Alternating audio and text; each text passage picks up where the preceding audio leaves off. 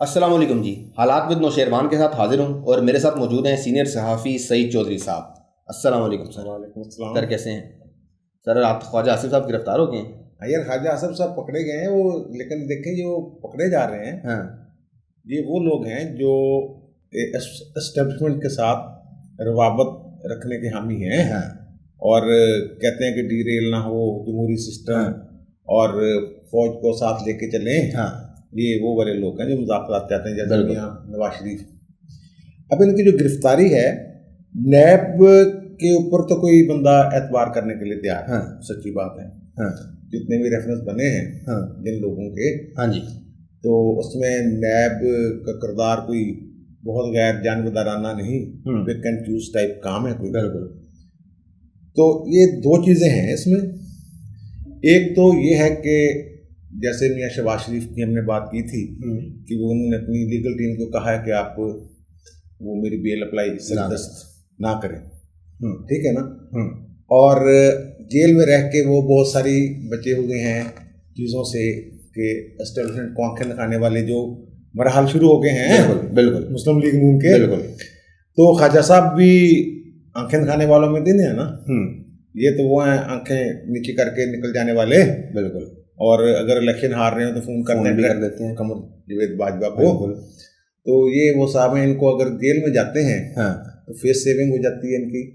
कि जनाब वो जो हम कहते हैं कि जनाब ये नून लीग में कुछ ऐसे लोग हैं जो दोनों तरफ खेलना चाहते हैं, ये वो शहीद भी हो जाएंगे उंगली को खून लगा के। बिल्कुल। देखें ना, मैंने जेलें काटी हुई हैं। हाँ एक बात ये है। दूसरी जो थ्योरी है हाँ जी वो इससे भी थोड़ी सी आगे की बात है। हाँ कि जो लोग फौज से राब्ते में हैं नून लीग के, हाँ जी और सेकंड चॉइस हो सकते हैं हाँ फौज की। इमरान खान साहब चाहते हैं कि वो खुल के ना खेलें। हाँ अब शहबाज शरीफ और ख्वाजा औसफ ख्वाजा साहब जो हैं, ख्वाजा आसिफ साहब, हाँ जी ये अगर करीबी रवाबत रखते हैं उनके साथ, हाँ और ख्वाजा साहब के जरिए वो कोई पैगाम रसानी हो रही थी हाँ मियां शहबाज शरीफ के हाँ साथ, जी इमरान खान को तो फायदा है ना। बिल्कुल कि ये दोनों जेल में रहें, हाँ। डायरेक्ट वो पैगाम रसानी ना हो सके, हाँ। यानी कि कोई किरदार सामने हाँ। ना आ सके। हाँ इस तरह की बात है। अब जो नैब है उसकी बात हमने की अभी कि वो उनकी वो गैर जानबदारी पर सारी दुनिया को शक है। बिल्कुल। अब देखें, ये कहते हैं कि 1991 में इनके 51 लाख की असासे थे उस वक्त। अगर 51 लाख उस वक्त 91 में 51 लाख कितने होंगे, ये अंदाजा लगाएं। आज जो कीमत गिरी है रुपए की, डॉलरों में लेके जाएं तो कितना फर्क। अब कह रहे हैं आप कितने असासे बता रहे हैं, बोला वो 22 अब बता रहे हैं 22 करोड़ 10 लाख। बिल्कुल। यानी कि 30 सालों में हाँ। उस बंदे के असासे कितने बड़े हैं। हाँ। अब वो ये कह रहे हैं कि यूवी में मैं मुलाजमत करता था। हाँ। किसी फर्म का कंसल्टेंट थे बिल्कुल। और 13 करोड़ तो मैंने वहां से कमाए हैं। ख्वाजा साहब कह रहे हैं। ये कह रहे हैं ये पाकिस्तान में था। भाई कंसल्टेंट जो होता है उसके लिए जरूरी नहीं होता कि वो वहां जाके टेबल पे पेन और वो सारा कुछ रख के कागज बैठा हो। कंसल्टेंट तो उन पे भी कंसल्टेंसी हो सकती है, मेल पे भी हो सकती है। ये वो इसको तो मैं मानने के लिए तैयार नहीं हूँ। अगर जुर्म किया तो फिर सजा भी होनी चाहिए। अगर उन्होंने जुर्म किया है तो सजा भी होनी चाहिए। अब वो मांडवी वाला जो कहते थे कि लोग खुदकुशियां कर रहे हैं, ये कहते कौन कर रहा है। एक तो ब्रिगेडियर असद मुनीर थे रिटायर्ड, और वो उनकी बड़ी अच्छी शोहरत थी। बिल्कुल। अब कल खुर्रम हमायूं साहब हैं कंट्रोलर जनरल अकाउंट्स। हाँ जी। टेलीविजन में पाकिस्तान के बाद सबसे बड़ा ओहदा होता है ये। हाँ। तो उन्होंने खुदकुशी कर ली। बिल्कुल। और उन्होंने भी नैब के खौफ से ही खुदकुशी की है। तो इनको जो लोग कहते हैं कि नैब एक एहतसाब का अदारा है, ये उस तरह का एहतसाब का अदारा नहीं, ये पिक एंड चूज जैसे मैंने कहा है। अब अगर ये ख्वाजा को पकड़ा है इन्होंने, ख्वाजा आसिफ को, तो और भी बहुत सारे लोग हैं इसी तरह के, उनको पकड़ा जा सकता है। उनको भी पकड़े, उनको नहीं पकड़े। ख्वाजा साहब के बारे में बस यही दो चीज़ें मैंने की हैं, उनमें से एक बात है। लेकिन ये बात तय है कि नैब शफाफ हाथों के साथ कार्रवाई नहीं कर रहा। बिल्कुल ठीक है। वो इंतकामी कार्रवाई ही है। उसकी तरफ से इंतकामी नहीं कह सकते इसको, यानी कि वो एक वारदात है। बिल्कुल बिल्कुल बिल्कुल, ये कार्रवाई नहीं, बिल्कुल, ये वारदात है। नंबर 1 ख्वाजा को face saving, number 2 Imran Khan जो राब्ते में है एस्टेब्लिशमेंट के साथ, उसका वो पत्ता काटना चाहते हैं। ये 2 थ्योरीज हैं।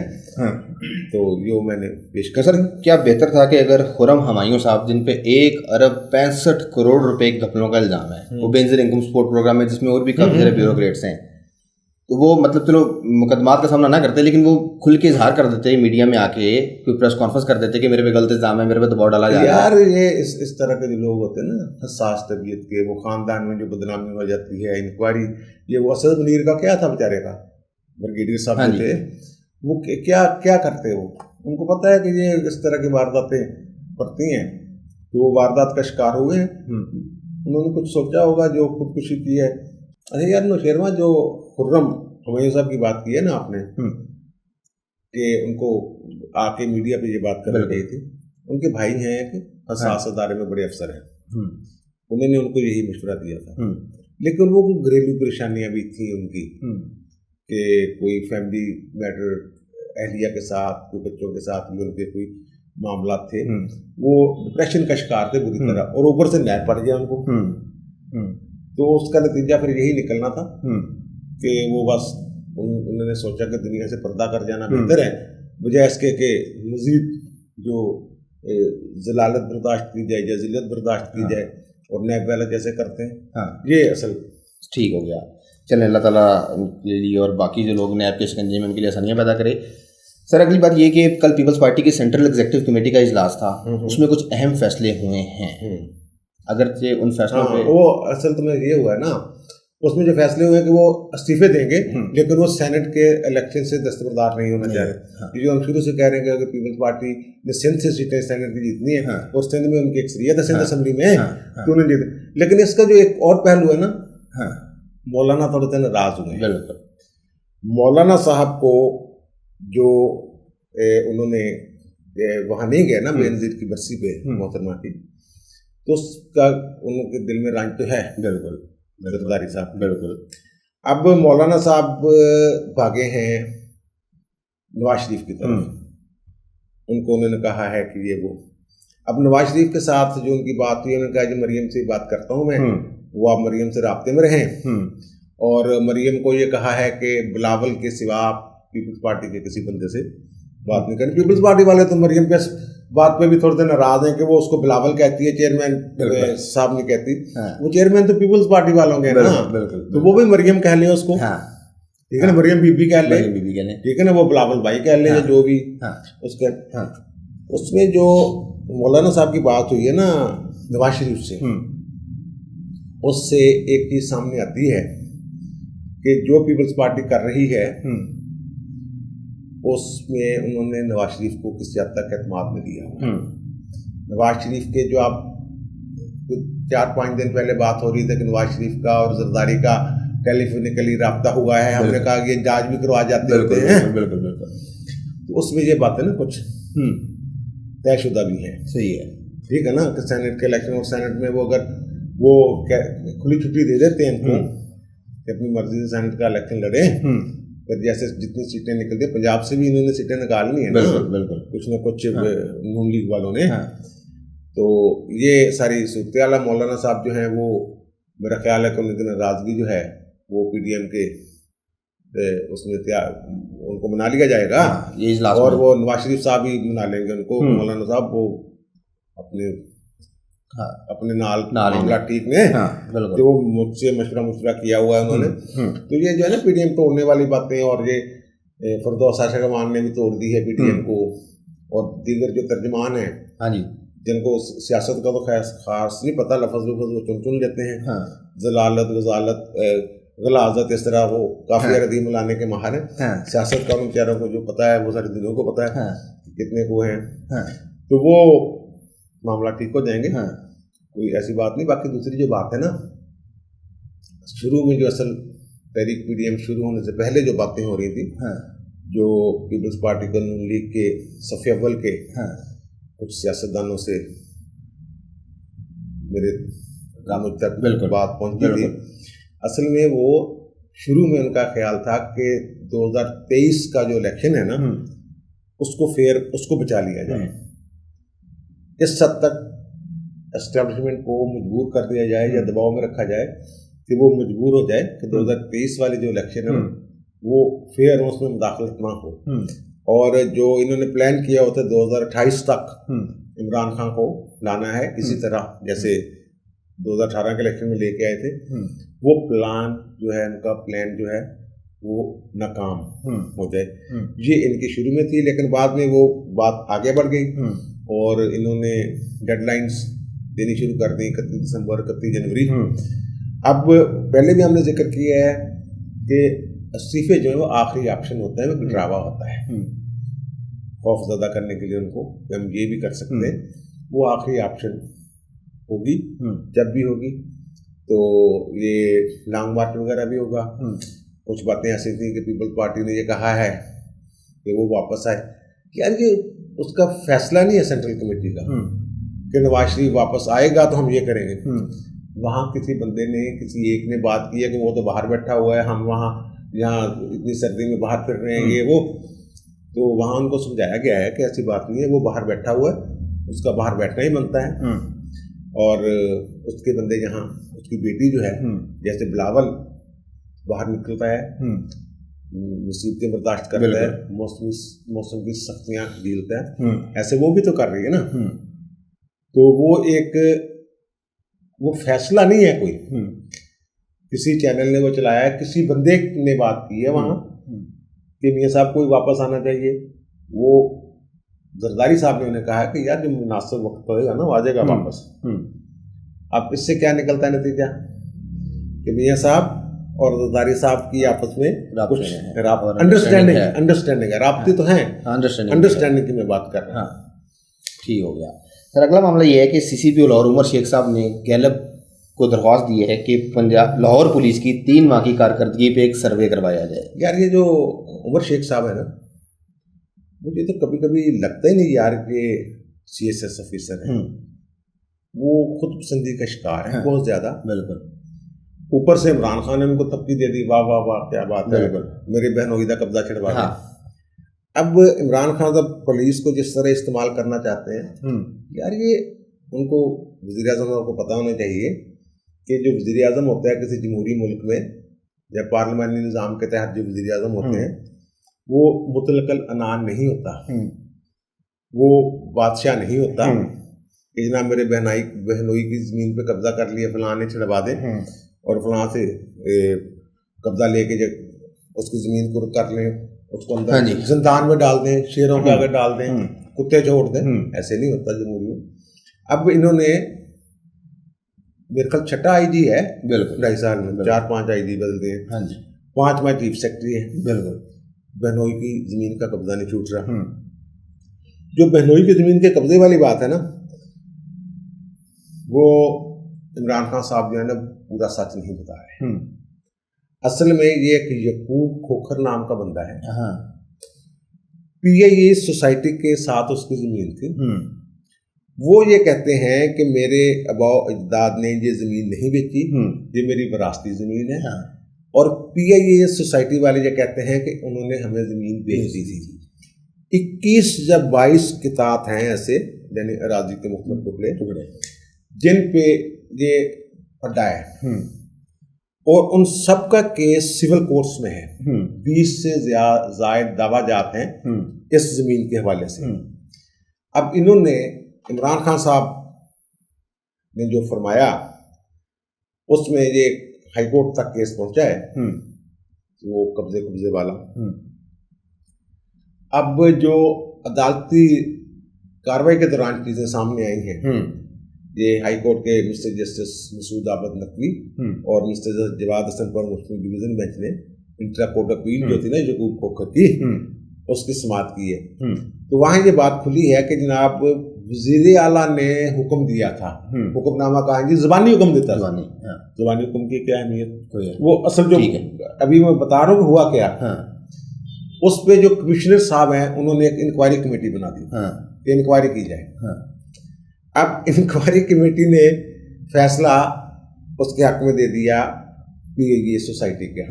और यकूब खोखर साहब की जो इंतकाल थे, हाँ जी। जमीन के वरासती इंतकाल जो था, उनका जी वो तोड़ दें, यानी इंतकाल खत्म कर दें। वो इंतकाल खत्म कर दिया। अदालत सिविल कोर्ट में मामला है। अब हाई कोर्ट कह रही है कि जब सिविल कोर्ट में मामला है तो ये इंतजामी, इनको तो इख्तियार ही नहीं था, रेवेन्यू डिपार्टमेंट को क्या इख्तियार था कि वो कर ले। और फिर पुलिस ने ये फरवरी या जनवरी इसी साल वहां जाके ना वो जो मुतनाज़ा जमीन थी वहां कब्जा कर लिया। ये होता ही है नौशेरवां, तू भी जानता है, समझदार बच्चा है, कि ये जो मुतनाज़ा चीजें होते हैं ना, प्लाट या मुतनाज़ा जमीनें, बिल्कुल, उनको लोग खरीद लेते हैं जो बाअसर लोग होते हैं। बिल्कुल, जो बाअसर लोग होते हैं वो उनको खरीद लेते हैं। हाँ। अब जो अहद बरकी साहब हैं, बहनोई इमरान खान साहब के, वो भी अपनी तरफ से बाअसर आदमी है ना, बासर ही होगा। तो वज़ीर आज़म का मैं बहनोई हूँ, बिल्कुल। तो जिसकी खातिर 4-5 आईजी बदल जाए और 2-3 CCPO बदल जाए और 4-5 चीफ सेक्रेटरी बदल जाए, तो वो देखे कितना बासर आदमी होगा। वो सस्ते दामों में ऐसे प्लाट खरीद लिए जाते हैं। वो कहते जी साढ़ना मुको, वो जी कब्जा छिड़वा दे, 25 पैसे तेरे। ये तो लाहौर में आम है। बिल्कुल। किसी ने कब्जा किया हुआ है ना, हाँ जी, तो वो 25 पैसे में जमीन खरीद देते हैं, यानी 1 रुपए की जमीन चौथाई कीमत देके कब्जा ग्रुप जो दूसरे ताकतवर जो आहत वर्गी जैसे लोग हैं वो खरीद लेते हैं। और फिर वो समझते हैं कि अदालतें भी हमारी हैं। लेकिन ये जो जज है जिन्होंने फैसला दिया है, उन्होंने सारा कुछ उड़ा कर रख दिया। उनका ज़बानी हुक्म नहीं दे सकता था वज़ीर आला, और कमिश्नर का बदनीति पे मबनी ये दरखास्तें वगैरह दी है ना, उन्होंने कब्जा छिड़वाने के लिए, वो सारी बदनीति पे उन्होंने डिक्लेयर कर दी। लेकिन उन्होंने कहा कि जो इंसाफ का तकाजा है कि सिविल कोर्ट को फैसला करने दिए, वो कहीं बड़ा देर का जी लटका हुआ है, सिविल कोर्ट में फैसला नहीं कर रहे हैं, स्टे दिए हुए। उन्होंने सिविल कोर्ट का कहा कि 4 माह के अंदर आप इसका जितने भी दावे हैं 20-21 उनका फैसला कर दें। बिल्कुल। फिर उसके बाद अपील आएगी। ये मुतलका नानियत नहीं यहाँ चलनी। इमरान खान साहब को अब समझ आ जानी चाहिए 2.5 साल में। उनको बस समझ उनको नहीं आती। वो हमारे एक दोस्त हैं, बहुत बड़े वकील हैं, तो उन्होंने नाम लेने से मुझे मना किया हुआ है। वो कहते हैं कि मुझे इमरान खान ने मुझे बुलाया कि कोई लीगल मुझे हेल्प करे। वो कहता है मैंने कोई ना जितनी वजारतें हैं उनकी एक फाइल, वज़ीर आज़म की फाइल, वो 20-25 फाइलें ना 2 बंदे उठा के लेके जा रहे हैं। और फिर एक उन्होंने ब्रीफ तैयार की, समरी। वो उन्होंने कहा कि कौन सी वजारत, उन्होंने लीगल ओपिनियन दिए थे, कौन सी वजारत कौन से काम कर सकती है, उसके इख्तियारात क्या हैं, दायरा कार क्या है, वज़ीर आज़म साहब कहाँ मुदाखलत करेंगे, आइन और कानून क्या कहता है, वहां तक उन्होंने पूरा इतना बना के उनको दिया और उसकी समरी भी बना के दी। वो वज़ीर आज़म साहब से मिले, वज़ीर आज़म साहब ने ऐसे करके साइड पर रख दी फाइल, और बाद में पता चला वो रद्दी में भेज दिया गया सारा कुछ। तो उसकी मेहनत बेचारे की बीच में, ये पढ़ते पढ़ते नहीं है, कानून आइन नहीं पढ़ते, बस इसी तरह जो गैलप सर्वे देख लें क्या बेहतर हो गया है। कोई फर्क नहीं आया, कोई बस ऐसे ही है जैसे पहले था। बिल्कुल। तो बेहतरी अगर थोड़ी बहुत हुई है तो पता चल जाएगा। गैलप सर्वे में अगर हुई है तो अच्छी बात है। सर, जिस तरह का गैलप सर्वे कराने का फैसला है ना, इसी तरह का एक और फैसला भी किया है पंजाब हुकूमत ने। पंजाब हुकूमत ने तमाम DCOs को हिदायत जारी कर दी है कि अपने अपने ज़िलों में हफ्तावार कवाली की महफिल कराएं। हाँ, ये ना दरअसल इन्होंने जब ये किया कि हफ्तावार उसकी करवाएं, आपने मुझे बताया था। हाँ जी, कि कवालियाँ करवाएं, महफिल कवाली मुनक्कद होगी, पर उसको बाकायदा वो जो केबल पे होते हैं, केबल नेटवर्क वाले, वो चलाएंगे और फिर उसकी एक समरी तैयार होगी, वो समरी तैयार शेयर करके सर पावर पॉइंट प्रेजेंटेशन बना के दी जाएगी। आप इतनी क्वालिटियाँ ये नौशेरवां हमने बात की थी कि वज़ीर आज़म को कहा गया है कि भाई अगर आपने कुछ बचत सुख का सांस लेना है, तो आराम से हुकूमत करनी है। देखे ना, ये रूहानियत पे यकीन रखने वाले वज़ीर आज़म है। और रूहानियत कहने नहीं आता, रूहानियत कहते हैं उसको। वो शायद समझते हैं कि फरौनत के करीब कोई चीज़ है। तो ये उनको किसी ने घर से ही बंदे ने कहा है कि आप कवालियाँ सुना करें। और उन्होंने ये भी कहा कि कौन कौन सी कवालियाँ सुने। तो ये तो हमने खबर पहले दे दी थी कि वो कव्वालियाँ सुनने का किसने कहा कव्वालियाँ। अब ये कह रहे हैं कि पूरे मुल्क में खासतौर पर पंजाब में ये कव्वालियों का जो है ना, ये शायद वो जो कहते हैं ना कि बुरा वक्त आया उसको टालने के लिए, आफत जो अफवात दाफे अफात होता है ना सदका, बिल्कुल इनके ख्याल में कव्वालियाँ भी। अब चलो, अब अगर आप मुझसे ये कव्वालियों की बात हो ही गई है तो हमने ये भी कहा था कि इमरान खान कव्वालियाँ सुन रहे हैं आजकल, उनके कहने पे सुन रहे हैं। बिल्कुल। तो जो सबसे ज्यादा कव्वाली वो सुन रहे हैं ना, वो नुसरत की कव्वाली है। उसको वो दिन में ज्यादा दफा सुनते हैं, अल्लाहू अल्लाहू अल्लाहू, वो जो है ना, तो उसको वो बड़ा देते हैं। बाकी सूफियाना कलाम और दीगर भी हैं, वो भी सुनते हैं। अब उन्होंने इसका दायरा फैला दिया पूरे मुल्क में। जब पूरे मुल्क में कव्वालियों की फजा में आवाज़ें बुलंद होंगी तो इनका ख्याल ये है कि वो उससे हमारी कारकर्दगी बेहतर हो जाएगी। कारकर्दगी तो बेहतर होनी है तो जिनके नाम पे, जिनका नाम कव्वालियों में अकीदत से लिया जाता है, वो जो करते थे उनका जो किरदार है, उस किरदार को अपनाएं भाई। ऐसे ऐसे शायर नाते जो हैं, ये तो हिंदू शायरों ने भी कही, बिल्कुल, लेकिन वो किरदार तो वो मुसलमानों वाला, या वो जिनके नाम पे अब राणा भगवान दास होते थे पाकिस्तान के कायम चीफ जस्टिस, सीनियर मोस्ट जज थे इफ्तिखार के बाद, बिल्कुल, उन्होंने भी नाते कही, बिल्कुल, उनका भी नातिया कलाम है, उनका दीवान है, उसमें नाते शामिल हैं। और चलो चलते चलते ये भी बता दूं कि राणा भगवान दास जो थे MA इस्लामियात थे। बिल्कुल। LLB उन्होंने बाद में किया, पहले MA इस्लामियात था किया था उन्होंने।